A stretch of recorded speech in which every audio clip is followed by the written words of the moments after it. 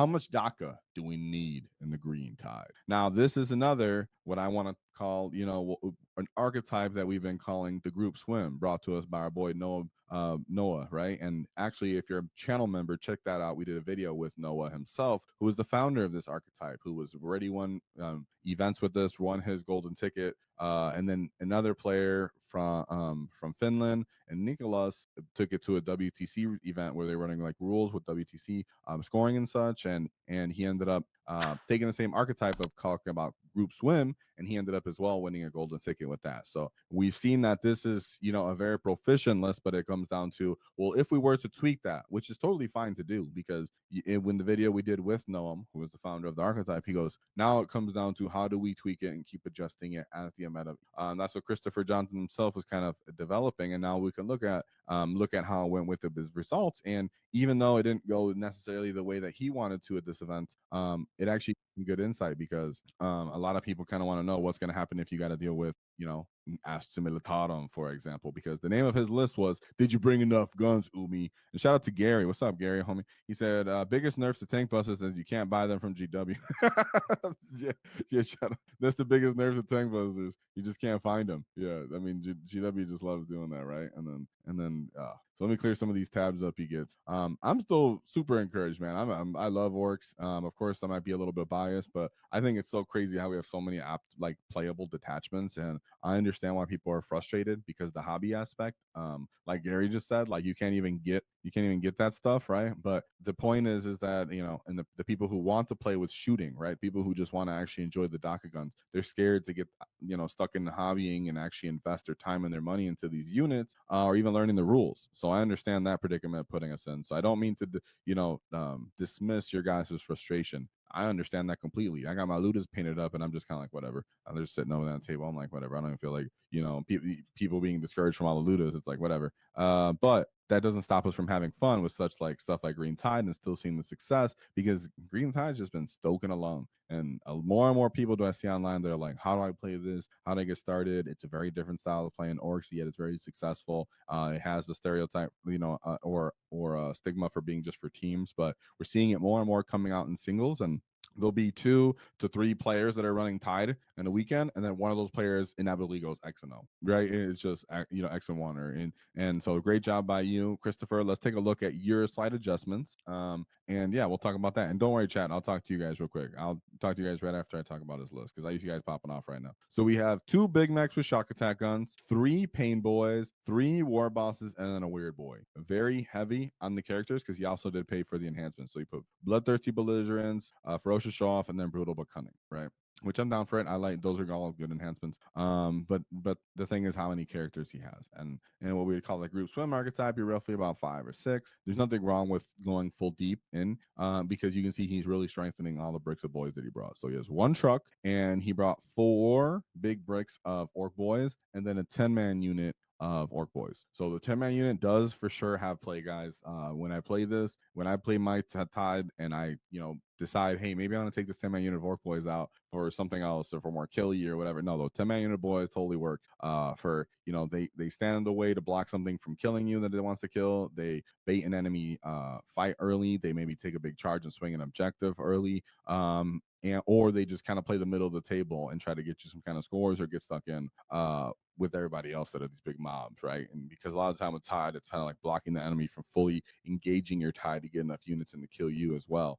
So we have 2 minimum size unit of Gretchen, 2 Storm Boys, and then 2 Tankbusters with both rocket pistols. So the difference here on his group swim archetype is that he just went full elite, right? He just said, what if I fully invest in all these guys that are worth their points and what they do, and can I just straight up munch through you with a little bit more brute force? And I actually respect that. I find it actually kind of really appealing to just our general senses of Orc players, because if you're playing the other style of this where you don't play the characters, you end up playing flash kits and playing SWAT teams, and you have some trucks. Well, the tank busters might not kill anything, the flash kits might have no really good targets, and then you really not done anything. And then the additional points, instead of bringing more characters, maybe those units aren't really giving enough in their investment either, like a second truck or whatever.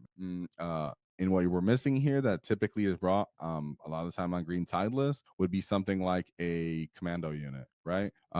Commando unit makes a big difference in the green tide for not just your bad matchups, but your mobility. Your weird boy can definitely fail. Even if you bring multiple weird boys, if you're bringing the ability, it means you can only try the attempt of that data sheet once per turn. That means even if you're multiple weird boys, you can't do it. So the Mandos make it so you actually have a space to come in from. So he's forgetting all of that on those tactical plays just for just more muscle. So I appreciate that. No shame in that. And why I thought it was interesting was because he immediately got to catch the smoke that he was looking for, and that's proper Orky of you get. Shout out to our sponsors, the Baron of Dice, as they helped us do our wall tactic dice. So shout them out.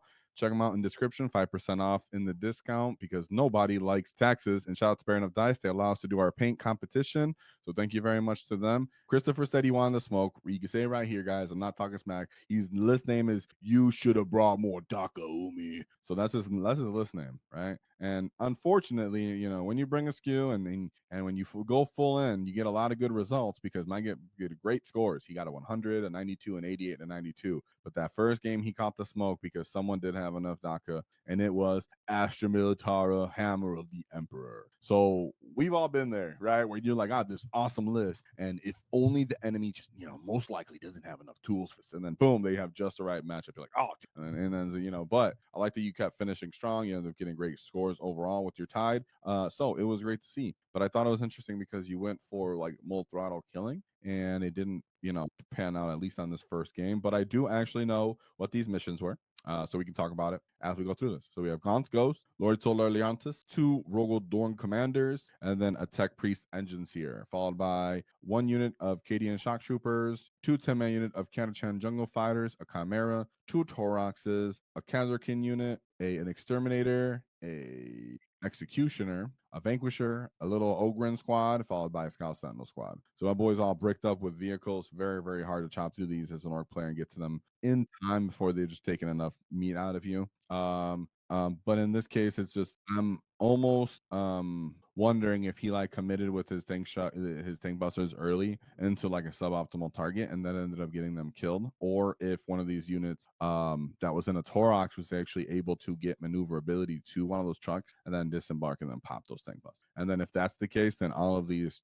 tanks get to kind of just get free play into the Orc units. Now, I still found it kind of interesting when he ended up not, it's not that it was a bad because sorry, I should say what the mission is first. Not that it was a bad score because he got 65 points. It was mission C, and these were on layout 6. So I didn't pull out layout 6 because I actually did bust this out for you again. I was like, I should have placed the wrong thing. Sorry, I busted out for you guys, and I should have looked earlier real quick. Let me fix it real quick. But it was layout 6. Yeah, okay, I did have that. It was layout 6 for this day 1, and then day 2 was all layout 1. So his first mission was mission C, was his linchpin, fog of war, and tipping point. Here we go. All right, so let me see if I can zoom in this because it's a little ugly. All right, cool, fantastic. Yeah, so for Astra Militarum, tipping points, layout 6. This is what he was playing on most and all that day 1. This is they have plenty of line of sights. If you look from, if I had my little pen, guys, I'm trying to make my epic pen work and it did not work. There are lines of sight here that you can just simply shoot all the way down the table towards the middle, towards into like right past when you start breaking that middle line safe zone. I wish I had the pointer right there. So there's, if you at the very top, if they were deploying a tank in this top right corner, and you could just simply peek that corner, you can shoot all the way down to the Orc player that staged, let's say, a vehicle at the bottom left corner, or if he's trying to fix where that little eye, that eye is saying no, you can't go. If that's eye right there, that's another line of fire for simply staging in that one top right corner with one vehicle. So there's plenty of great spots on this layout 6 for like a Rogel Dorn to post up if it wants to, especially if they're able to use the Torox Prime to run up, disembark your tank buster units, and then kill them, and then have the tank bust the Rogel Dorns not have anything to respect, because 65 points means that he was scoring quite well. Linchpin typically means like if an Orc player, if you want to get to their primary home objective at all costs, you can just turn off the game, even if it's 1, because we love that, especially if you're playing Green Tide. Like that's where you attempted to jump. But a lot of the times, if you don't have commandos, then your to jump options are less, which means if he has Catachans and he can scout up the field, then he ends up taking that space from you. So it's if my epic pen marker was working right now, I would have pointed that out. The lines of fire I was trying to point out there, but yeah, this Green Tide takes some finesse, and if you start losing assets early that maybe the enemy needs to respect, or if you just don't have enough activations, you can even lose out on scoring secondaries. And I very, very much encourage anybody that's looking to play Green Tide to put commandos on their list. I think Christopher probably played this game quite well, and he's went on to win a bunch of different, score very well in the rest of his games. But I think commandos just means you don't have many options into these gunline armies where you can't take up the space. They get to take all the firing angles, cause you to commit into the their chaff and their screens, and then they get to punish you at will. And then once they've dwindled you down, they can go and kind of bully the tanks and just touch those objectives, which respectable OC, and then still shoot you when you're dwindled enough. So yeah, after your wall, then your war bosses aren't really killing to them anymore. So it's all good. It's hard. Or Astra Militarum that one list that can bring enough guns, right? So it just happened. So let's go on to his second game where he ended up getting a nice 100-point win. He went into the Necrons Awakened Dynasty. Love to see that, dude. Yes, Green Tide running over Necrons. So we got Chronomancer, Void Dragon, Hexmark Destroyer, Luminor Caesarea, Scorpec Lord, Technomancer. Unit of Immortals, a big brick of Wraith, Dex Marks, 2 Doomsday Arcs, Flayed Ones, 2 individual Locust Heavy Destroyers, 3-man unit of Scorpec Destroyers, and then small unit of Tomb Blades. So this is one of those matchups where you're blood surging when the enemy's trying to really focus fire you down. You're like, well, if you get too close, I'm blood surging into you, I'm blood surging out of line of sight, and then I'm regenning. Your Catan, your Catan, the Void Dragon has no great targets. I'm going to bog him down. He's not going to matter anymore. Your Wraith Brick can give you issues as the North player where you start duking it out, but if you commit multiple, you can still outsee them. If you get there first, you can base them out. But most of the time, you're just trying to kill everything else and like tag the Doomsday Arcs and such. And you do have you are happy that like if your Tankbustas just go off and pick these guys up off. The fact that you can wound them on 2s is amazing. It's like their favorite target when Tankbustas can actually wound something on 2s. So big 100-point win there. Love that. Then he goes into his third game with Town Empire, experimental prototype cadre. He had Shadow Sun, Cold Star Battlesuit, Enforcer Suit, Ethereal, 2 units of Breachers, 1 unit of Starsight Battlesuits, Sunforge Battlesuits, 2 Ghost Keels, a Carnivore, Pathfinder, Piranha, Riptide, Starray Gunship, and then 3 minimum size unit of stealth suits with the unit of Vespid. Gotta love those little Vespid, right? But he still dunked on them with a 92-point win as well. I'm thinking he went first and then he just stuffed it into them, right?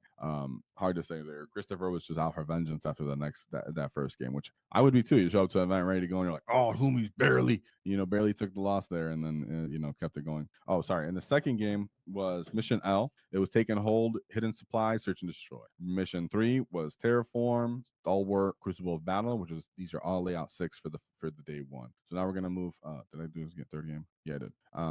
So Tau was his third game, which is Terraform. Like I said about Terraform, which I gotta say again, if you're playing Terraform, you gotta make sure you at least get one of those off. If you're playing Green Tide, you need to stage up right on the line so that you can not right on the line necessarily, don't die, but somewhere where you can actively get onto at least one objective to try to terraform, possibly 2. It makes a big difference in the long term of the game of how much of primary you're getting there. Then we have day 2. So day 2, his fourth game was layout 1, mission A, which is Take and Hold, Raise Banners, and Tipping Point. So let's take a look at that. Oh yeah, Breachers, right? Breachers freaking wreck Orc boys if you're on an objective. And I'm glad you brought that up. Thank you, Maximus. Now for Breachers, a good way to handle them if you're playing with the Green Tide is 1, don't actually stand on the objective with your mob. Yeah, that sounds weird, but actively stand around it. And when the enemy goes to shoot you with, one of its transports or whatever it would be, you can pull yourself out of line of fire. And then when you come back to your turn, you can regen back onto the objective and regen bodies. So you're going to actively expose some of yourself so the enemy will commit to you. You don't put yourself on the objective. When they do somewhat put some commitment into you, then you regrow back onto that objective between the strat and the pain boy. And then in that case, you retain your primary, but you didn't give them the offensive buffs to push you off the objective and delete one of your units. So thank you for saying that. And that's why we do that live. This is exactly why we do that. Thank you. And that's another tip for your you're playing Green Tide. So then he goes into his fourth game where he's going into the Aeldari with his Yavrin or the Yanari with the Incarn. This is one of those things that we've been talking about with Noah. If you're playing them with Green Tide, this feels like very winnable. So Yankarn, 2 Artarks, Storm, Guardian unit, Dark Reapers, 2 units of Fire Dragons, 2 units of Howling Banshings, Striking Scorpions, 2 units of Warp Spiders. Oh, sorry, 3. Yeah, 3 units of 5 Warp Spiders, 2 Warlock Skyrunners, 3 Wraith Lords, and then a Wave Serpent. Big old fat Wave Serpent getting blown up in those Tankbustas. So from that one, he ended up getting an 88-point win there. And then going into, and that was, yeah, like I said, take and hold, raise banners, tipping point. Yeah, I favored that one for Green Tide into Orks, into Eldar all day. And then for his last game, it was K, which is layout 1, Scorched Earth, Stalwart, Search and Destroy.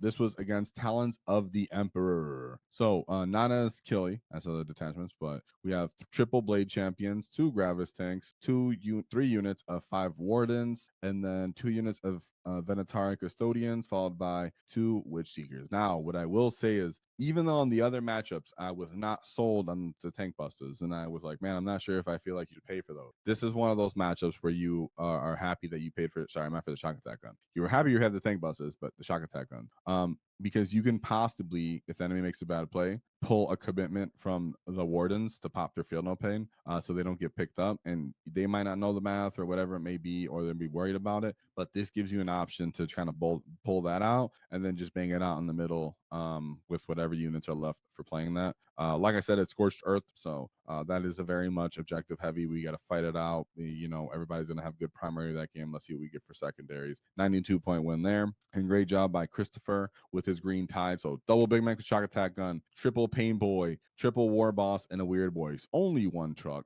4 20-man units of boys, 10-man unit of boys, 2 minimum size unit of Gretchen, 2 Storm Boys, and then 2 units of Tank Bus with the pistol. Be a cunning git and check out our new order markers that are in our store. So shout out to you gits being cunning. Help you guys get all the orders set on the table, nice and clean for all you gits to get stuck in. If you enjoyed the clip, check out the full video here.